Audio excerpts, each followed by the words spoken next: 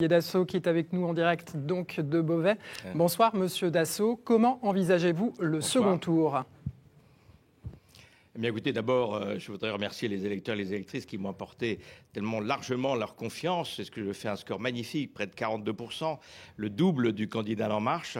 Cela montre que l'on peut résister à un tsunami et que le pilote que je suis, finalement, il ne va pas avec le vent, il vole face au vent. C'est comme ça que l'on décolle en aéronautique. Plaisanterie mise à part, il va falloir continuer à travailler, il va falloir continuer à aller à la rencontre des Beauvaisiens et des Beauvaisiennes, surtout puisque, vous savez, dans la ville, c'est plus difficile de rencontrer les habitants. Moi, j'ai mené une campagne de proximité. Quand je dis campagne, j'ai mené tout au long de cette mandature, sans arrêt, le terrain, la proximité, sans sectarisme, au service de toutes et de tous. C'est cela qui est important. C'est ça ma ligne de conduite, c'est cela mon éthique. Et c'est comme cela que je considère la politique. Et si effectivement vous réussissez à être élu, comment envisagerez-vous votre rôle de député ? Parce que le groupe Les Républicains sera réduit à la portion congrue si la tendance du premier tour se confirme au second. Alors, portion congrue, nous verrons bien. Rien n'est fait tant que cela n'est pas fait totalement. En tout cas, en ce qui me concerne, je l'ai déjà dit tout au long de cette campagne, je ne serai pas dans une opposition systématique.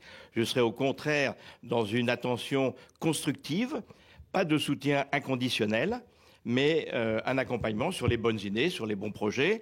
La défiscalisation des heures supplémentaires, qui est quelque chose qui avait déjà été fait du temps de Nicolas Sarkozy, est une très bonne idée, je la soutiendrai. L'augmentation de la CSG, par contre, pour nos aînés, là, non, je dirais stop.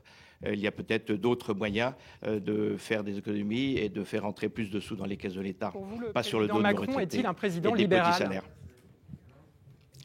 Alors, c'est un peu tôt pour le dire. Je dirais que le président Macron est un stratège exceptionnel et qu'il a montré à la fois dans ses rencontres internationales que la France, eh bien, allait parler un autre langage.